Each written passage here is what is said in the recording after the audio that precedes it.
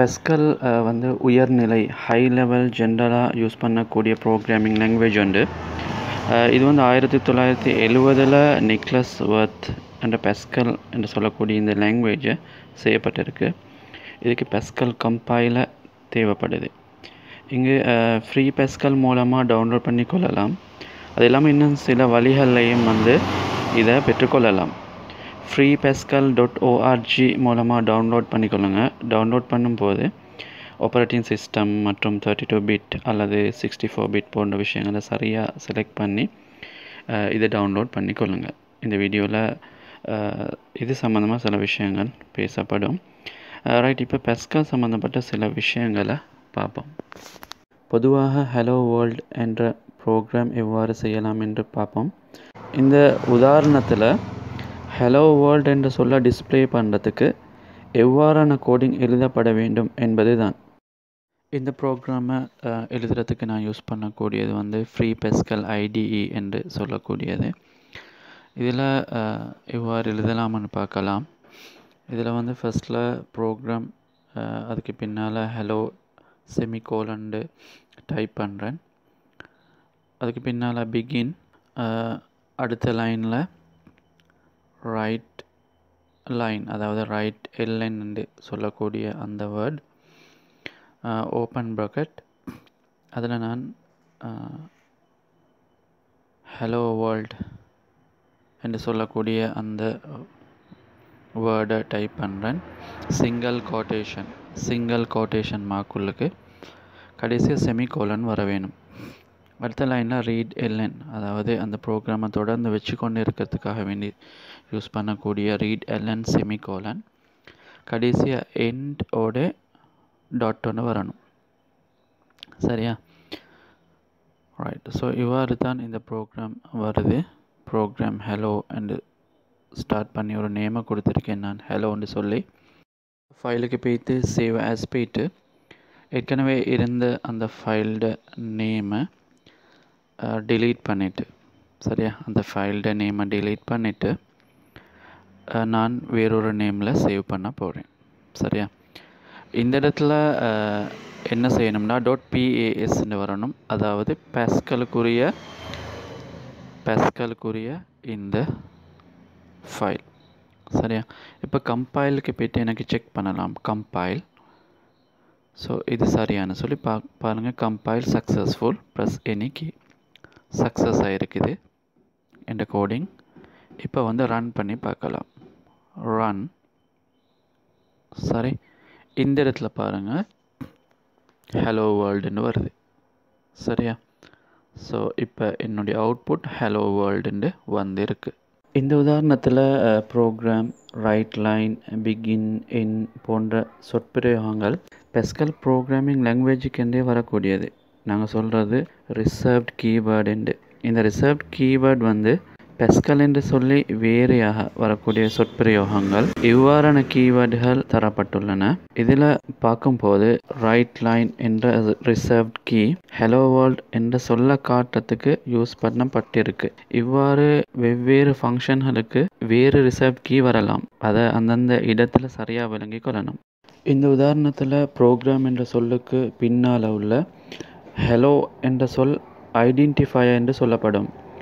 இது reserved key போன்று குறிப்பிட்ட சொற்பிரயோகங்கள் என்று இல்லை. உங்களுக்கு தேவையான மாதிரி சொற்பிரயோகங்களை போடலாம். உதாரணமாக ஹலோவுக்கு பதிலாக வெல்கம் என்று போடலாம். ஆனால் சில விதிமுறைகளுக்கு உட்பட்டு இருக்கணும். அதாவது இங்கிலீஷ் எழுத்தில் கேபிட்டல் அல்லது சிம்பிள் லெட்டரில் ஆரம்பிக்கப்படணும். அதுக்கு பின்னால் சிம்பிள் அல்லது கேபிட்டல் லெட்டர்ஸில் வரக்கூடிய லெட்டர்ஸ், 0லேருந்து நம்பர் 9 மட்டும் இருக்கக்கூடிய நம்பர், அண்டர்ஸ்கோ கீழே வரக்கூடிய அந்த கோடு போன்றவைகளை யூஸ் பண்ணலாம். அடுத்து ஸ்பேஸ் வரக்கூடாது. இது போன்ற விஷயங்களை பார்க்கணும். ஏற்கனவே நான் சொன்ன ரிசர்வ்ட் கீ அல்லது ஒதுக்கு செய் சொற்களும் வரக்கூடாது. உதாரணமாக நான் யூஸ் பண்ணின ரைட் லைன், பிகின், என் போன்றவைகள் வரக்கூடாது. அடுத்து இந்த ஐடென்டிஃபையர் அல்லது அடையாளங்காணி கேஸ் சென்சிட்டிவ் இல்லை. அதாவது கேபிட்டலில் ஆரம்பித்து ஹலோ என்று எழுதினாலும் சிம்பிள் லெட்டரில் ஆரம்பித்து ஹலோ என்று எழுதினாலும் ஒன்று தான். ஆனால் சில செய்நிரல் மொழிகள் இருக்குது, கேஸ் சென்சிட்டிவாக இருக்கும், அதாவது வெவ்வேறாக பிரித்தறையும். இந்த இடத்துல பாருங்கள், இதை செலக்ட் பண்ணி எடிட்டில் போய் இது கிளியர் பண்ணி கொள்ளலாம். அடுத்தது வந்து இன்னொரு ப்ரோக்ராம் எழுத போகிறேன். ப்ரோக்ராம் வரக்கூடிய ப்ரோக்ராம் ஸ்பேஸ் அதுக்குரிய நான் நேம் ஒன்று கொடுக்குறேன், ஸ்கொயர்னு சொல்லி. ஓகே, நான் பரப்பளவு காண்றதுக்காக வேண்டி செய்யக்கூடிய ஒரு ப்ரோக்ராம். அடுத்தது வந்து இந்த இடத்துல வேரியபிள் தானே, வேரியபிள் ஏன்னு கொடுக்குறேன். ஏக்கு வந்து இன்டிஜர்னு எழுதியிருக்கேன், VAR ஏன்னு சொல்லி. அடுத்தது இந்த ப்ரோக்ராமை ஸ்டார்ட் பண்ணுறதுக்கு பிகின் ஓப்பன் ப்ராக்கெட் சிங்கிள் கோட்டேஷனில் வந்து நம்பர் ஸ்கொயர்னு சொல்லி டைப் பண்ணுறேன், கோலன். அந்த இடத்துல ஸ்பேஸ் ஒன்று விட்டு அதை முடிச்சு கொள்கிறேன். சரி, அடுத்தது வந்து ரீட் எல்லைன், அதில் வந்து ஓப்பன் ப்ராக்கெட் ஏன்னு சொல்லி, அதாவது ஏற்கனவே நான் சொல்லப்பட்ட அந்த ஏயை இந்த இடத்துல என்டர் பண்ணுறேன். அடுத்தது வந்து ரைட் எல்லைன். ஸோ இப்போ அதை என்ன செய்ய போகிறேன்னு சொன்னால், அந்த ஏ இன்ட்டு ஏயால் பெருக்க போகிறேன். அப்போ தான் நீங்களே பரப்பளவு காணலாம். கமா இந்த இடத்துல நான் கேரக்டர் ஒன்று எழுதுறதுனால சிங்கிள் கோட்டேஷன்ஸில் எழுதுகிறேன், ப்ளஸ் எனி கீன்னு சொல்லி. ஸோ அந்த சிங்கிள் கோட்டேஷனை முடித்து க்ளோஸ் ப்ராக்கெட் செமிகோலனை என்டர் பண்ணுறேன். சரியா, அடுத்தது கடைசியாக ரீட் எல்லைன், தொடர்ந்து இந்த ப்ரோக்ராம் இருக்கிறதுக்காக வேண்டி செமிகோலன், அடுத்தது கடைசியாக எண்ட். ஸோ இதை முடிச்சுக்கொள்கிறேன். சரியா, இப்போ பாருங்கள், மேலே வேரியபிள் கொடுத்துருக்கேன். இப்போ கிளியராக விளங்குது, வேரியபிள் VAR ஏன்னு சொல்லி.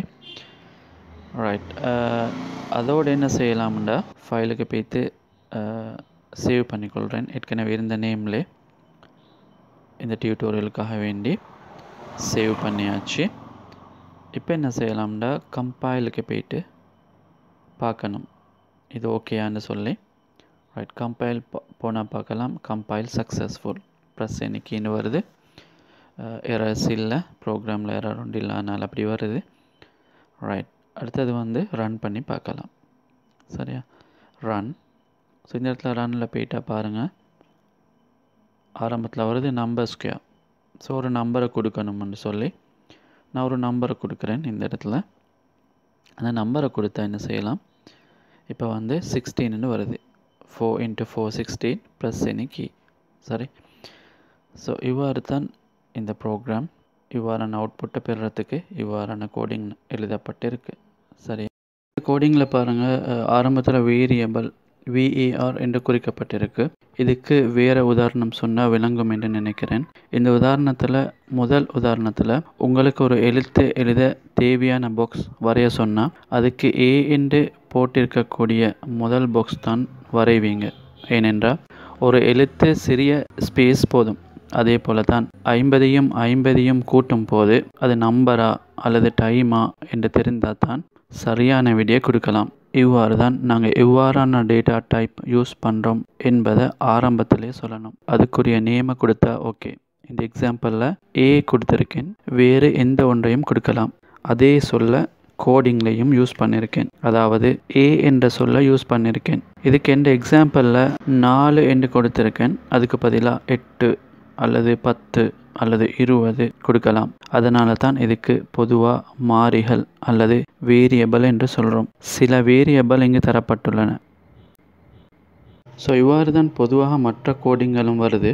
ஒரு கோடிங்கை பார்த்தா அதில் இது ஐடென்டிஃபையர், இது ரிசர்வ்ட் வேர்ட், இது டேட்டா டைப் அல்லது தரவு வகைகள் என்று விளங்கினா ஈஸியாக ப்ரோக்ராம் கோடிங்கை எழுதலாம். அடுத்ததாக சில கோடிங்களில் கமெண்ட் அல்லது குறிப்புரை இருக்கும், பெரிய ப்ராக்கெட்டில் எழுதப்பட்டிருக்கும். இதுக்கு நாங்கள் என்ன செய்கிறோம் என்ற குறிப்பு தான் எழுதப்படுது. இது இந்த கோடிங்கில் இருந்தாலும் இல்லாவிட்டாலும் கோடிங் ரன் பண்ணும்போது எந்த மாற்றத்தையும் தராது. கடைசியாக விளங்கி கொள்ளக்கூடிய விஷயம் என்னென்னா, சூடோ கோட் ஃப்ளோ சார்ட் என்று சொல்லக்கூடியது இவ்வாறான கோடிங் இல்லை என்பதையும், இவை இவ்வாறான பெஸ்கல் மற்றுமுள்ள ப்ரோக்ராமிங் லாங்குவேஜ் உடைய கோடிங்கை எழுதுவதற்கு உதவியாக இருக்கும், அதாவது இலகுப்படுத்தும் என்பதையும் விளங்கிக் கொள்ளுங்கள். ஸோ இந்த வீடியோ பிடிச்சிருந்தா சப்ஸ்கிரைப் பண்ணாதவங்க சப்ஸ்கிரைப் பண்ணுங்கள், லைக் பண்ணுங்கள், ஷேர் பண்ணுங்கள். தேங்க்யூ.